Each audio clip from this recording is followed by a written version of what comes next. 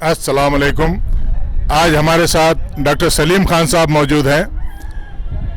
आप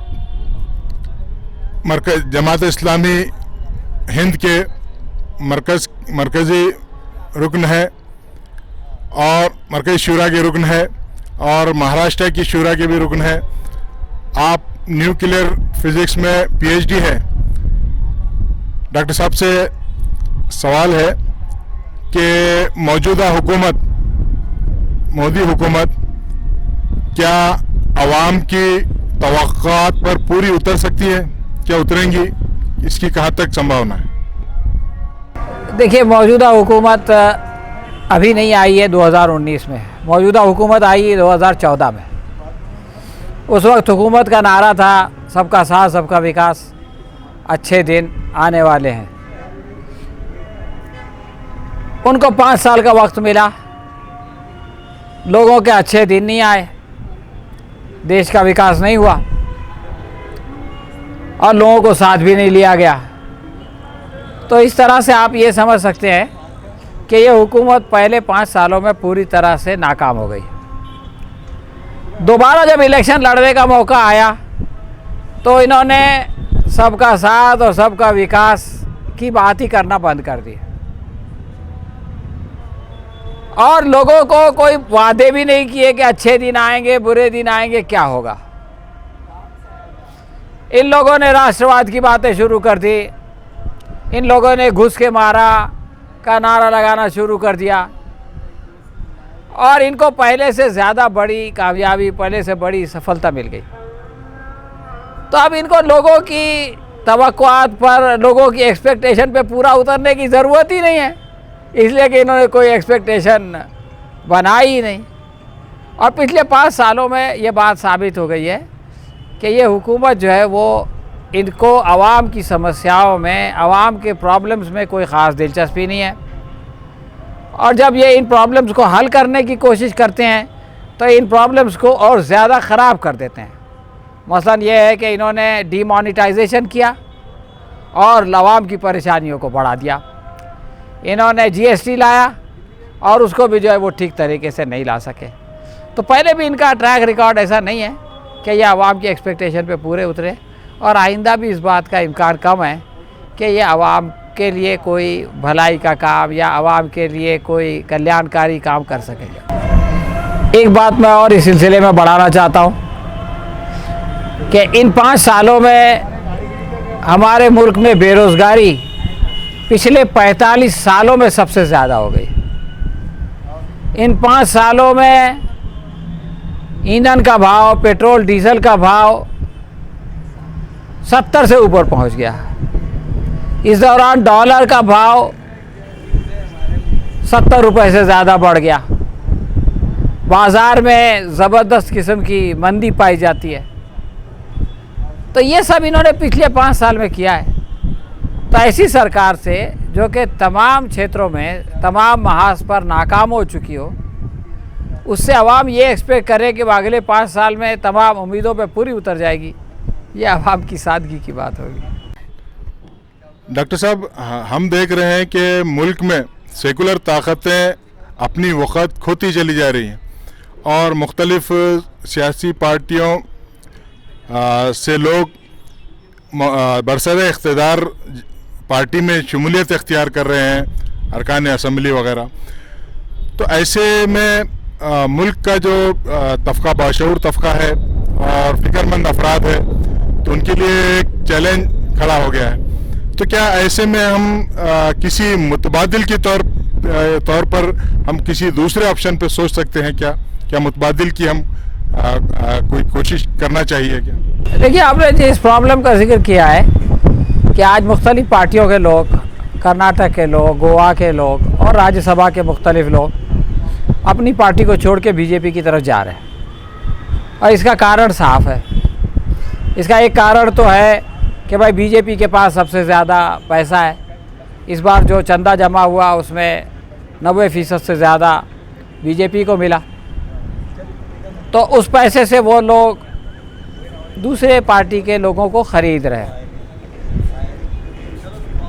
दूसरी बात यह है कि जो लोग अपनी पार्टियों को छोड़ के जा रहे हैं वो कोई बीजेपी से आइडियोलॉजिकल इत्तेफाक करने की वजह से, बीजेपी से की आइडियोलॉजी से कन्विंस होने की वजह से नहीं जा रहे। अगर ऐसा होता तो वो इलेक्शन से पहले चले जाते। लेकिन अब उनको ऐसा लगता है कि अगर हम बीजेपी में जाएंगे तो हम सत्ता में सहभागी होंगे, हम सत्ता में हिस्सेदार होंगे, और वो सत्ता में इसलिए हिस्सेदारी चाहते हैं ताकि उनको जो है मज़ीद पैसा कमाने का मौका मिले। आज के ज़माने में जो सियासत है, जो राजनीति है, वो पूरी तरह से मटेरियलिस्टिक हो चुकी है। हर आदमी इसमें पैसे खर्च करके आता है और आके पैसे कमाना चाहता है। तो ऐसे में आप दूसरे लोगों को बीजेपी में आने से रोक नहीं सकते। और कल अगर बीजेपी सत्ता से हट जाती है तो यही लोग बीजेपी को छोड़ के दूसरी पार्टियों में जाने लगेंगे। उस वक्त भी आप उनको बीजेपी के अंदर रहने को रोक नहीं सकते या उनको राज़ी नहीं कर सकते। तो ये पैसे का खेल है, ये सत्ता का खेल है, और जिसके पास भी सत्ता होगी उसकी तरफ इस तरह की चीज़ें होंगी। अब ये है कि ये जो सिस्टम है जिसके अंदर लोग जो है वो सिर्फ इस दुनिया को सब कुछ समझते हैं, इसी में खाने कमाने को, इसी में ऐश व इशरत को सब कुछ समझते हैं। जो ये समझते हैं कि अगर वो दौलत के लालच में एक पार्टी से दूसरी पार्टी और दूसरी पार्टी से पहली पार्टी में चले आए तो इसमें कोई बुराई नहीं है। तो ये जो सोच है, ये जो फ़िक्र है, ये जो नज़रिया है, ये जब तक के नहीं बदलेगा उस वक्त तक किसी एक पार्टी के जीतने या हारने से कोई फ़र्क नहीं पड़ेगा।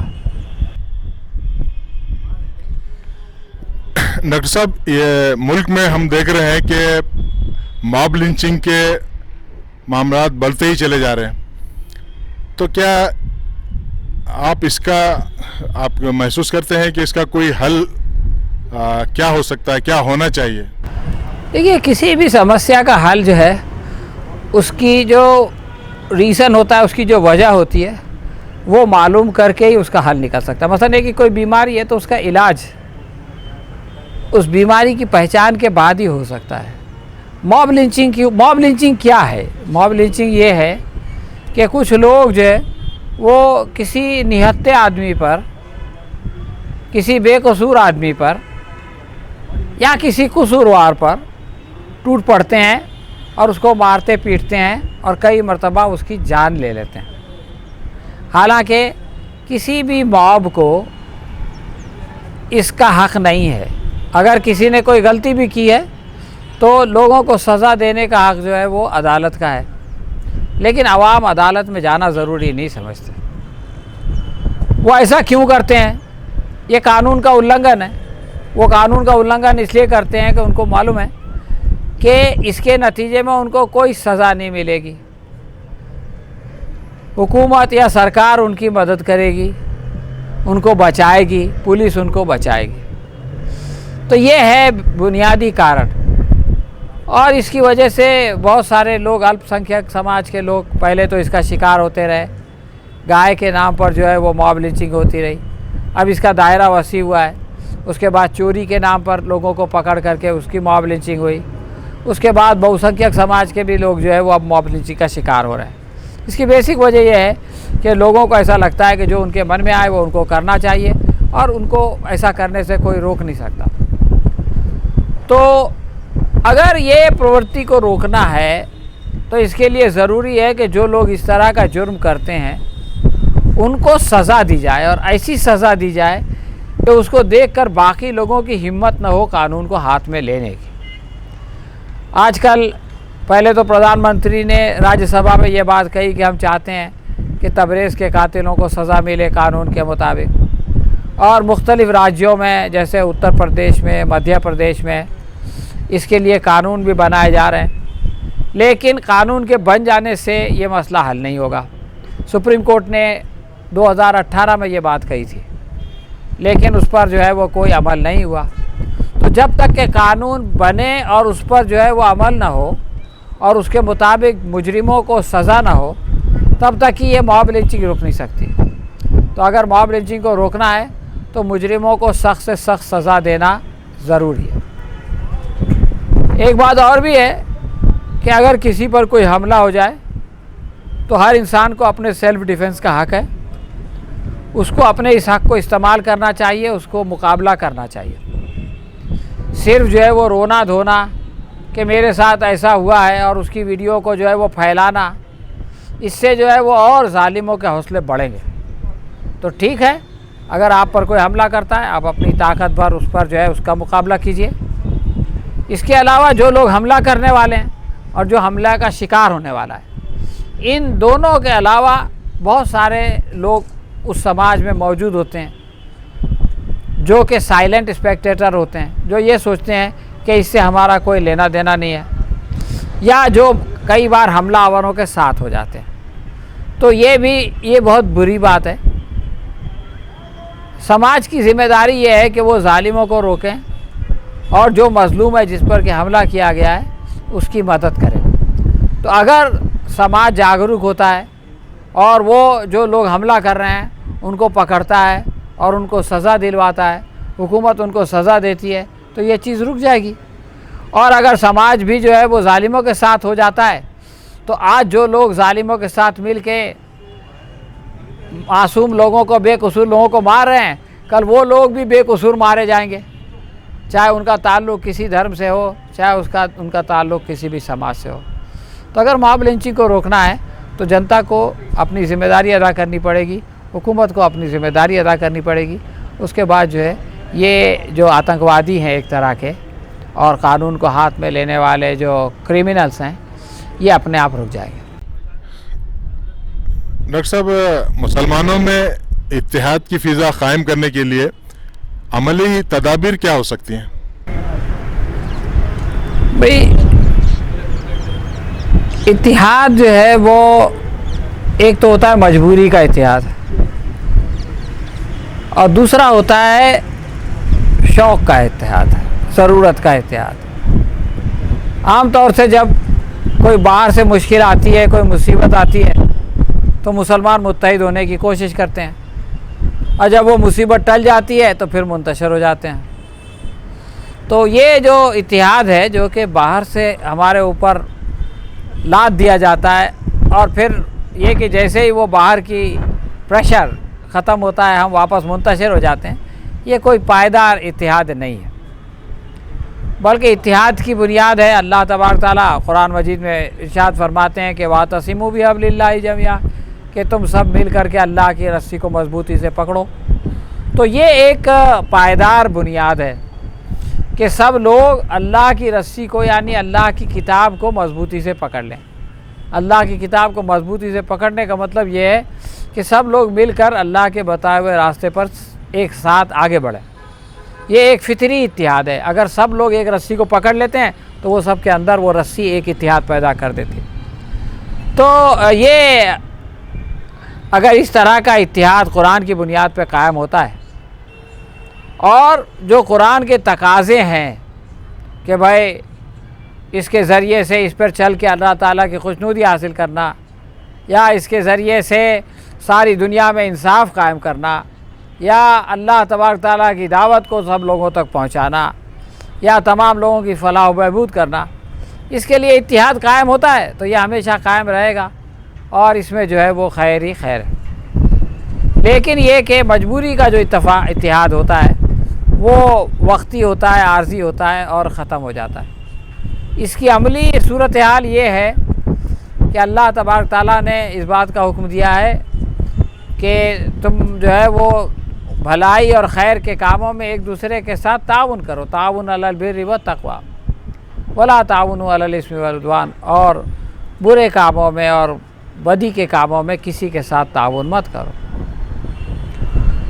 तो अगर मुसलमानों के तमाम ग्रोह, मुसलमानों के तमाम तबक़ात खैर के कामों में एक दूसरे का ताउन करना शुरू कर दें और एक दूसरे का ताउन लेना शुरू कर दें, तो अपने आप एक इत्तेहाद कायम हो जाएगा। और जब वो लोग एक साथ काम करेंगे तो आपस में जो गलत फहमियाँ हैं वो अपने आप दूर हो जाएंगी, एक दूसरे के ऊपर एतमाद कायम होगा, एक दूसरे के ऊपर भरोसा होगा और एक मजबूत बुनियाद पर जो है वो इत्तेहाद होगा जो कि किसी भी सूरत में टूटेगा नहीं। तो इत्तेहाद की यही अमली शक्ल है कि अपने अंदर थोड़ा सब्र व ज़ब्त पैदा करें, एक दूसरे के ताल्लुक़ से बदगुमानी से बचें, एक दूसरे की मदद लें, एक दूसरे की मदद करें और इत्तिहाद की बुनियाद अल्लाह की किताब यानी कुरान हो। एक बात और मैं इसमें बढ़ाना चाहता हूँ कि कुरान की बुनियाद पर अगर इत्तिहाद कायम होगा तो वो पायदार इसलिए भी होगा कि अगर काम करते हुए कोई इख्तिलाफ़ हो जाए तो उसको रिज़ॉल्व करने के लिए हम कुरान मजीद की तरफ पलटेंगे, और जब हम कुरान मजीद की तरफ अपने इख्तिलाफ़ात को दूर करने के लिए पलटेंगे और उससे मिलने वाले फ़ैसले को खुशी खुशी कबूल कर लेंगे तो हमारा इत्तिहाद जो है वो पारा पारा नहीं होगा और वो हमेशा कायम रहेगा। डॉक्टर साहब, नौजवानों में आज हम देख रहे हैं कि पबजी और टिकटॉक इस तरह के एंड्रॉइड्स के थ्रू जो है एक तूफ़ान या एक सैलाब जो है आया हुआ है, तो इसकी कंट्रोल करने के लिए या इसको जो है काबू में करने के लिए आप क्या महसूस करते, क्या सोचते हैं कि क्या करना चाहिए? देखिए, नौजवान के अंदर एनर्जी होती है, उसके पास वक्त होता है, तवानाई होती है और वो कुछ ना कुछ करना चाहता है। अब जिसके पास अपनी ज़िंदगी का मकसद है, जो अपनी इन एनर्जीज़ को अपने दीन के लिए, अपने समाज के लिए लगा करके अपने खालिक और मालिक को खुश करना चाहता है, उसके पास इन तमाम चीज़ों के लिए कोई वक्त नहीं है। लेकिन आजकल बदकिस्मती से हमारे नौजवान अपनी ज़िंदगी के मकसद से गाफिल हो गए। उनके पास कोई अजीम मकसद नहीं है जिसको कि वो हासिल करना चाहते हैं।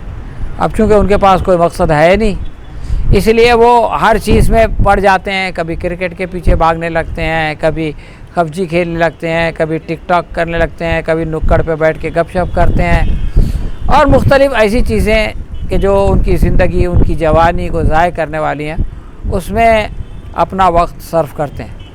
तो मैं ये समझता हूँ कि इसका सबसे बेहतरीन इलाज ये है कि नौजवानों के सामने उनकी ज़िंदगी का मकसद रखा जाए, उनको ये बताया जाए कि ये जवानी और ये ताकत और ये क़ुव्वत ये बहुत बड़ी नेमत है, ये एक बार चली जाएगी तो दोबारा आएगी नहीं, और ये तमाम चीज़ें जो है वो अमानत हैं, और अगर इसका इस्तेमाल उन्होंने सही तरीके से किया तो उनके लिए अल्लाह तबारक ताला के यहाँ बहुत बड़ा अजर भी है और इसके ज़रिए से इस दुनिया में बहुत सारा अमन और खैर भी फैल सकता है। ये बात जब उनकी समझ में आ जाएगी तो यकीनन वो जो है वो उन तमाम चीज़ों का जिनका कि आपने ज़िक्र किया, टिकटॉक शिकटॉक का, उसको छोड़ करके अपनी तवानाई को, अपनी जवानी को खैर के कामों में लगाएंगे। और अगर ये बात उनकी समझ में नहीं आई और हम उनको ये बात नहीं समझा सके तो हम लाख उनको डांटें डपटें, उसका कोई असर उन पे नहीं होगा। और अगर वो टिकटॉक को सरकार ने पाबंदी भी लगा दी तो ऐसे ही किसी नए टाइम पास के पीछे पड़ के अपनी ज़िंदगी बर्बाद करेंगे। ये थे डॉक्टर सलीम खान साहब, जो मुख्तलिफ बर्निंग इश्यूज़ पर अपने ख़यालात का इजहार कर रहे थे। हम शुक्रगुज़ार हैं डॉक्टर साहब के कि आपने हमारे लिए वक्त निकाला और बहुत इंतहाई अहम सवालात कि आपने यहाँ पर तशफ़ी बख्श जवाब दिए। और इंशाअल्लाह अगली बार हम फिर किसी और हस्ती के साथ मुलाकात करेंगे। अल्लाह हाफ़िज़।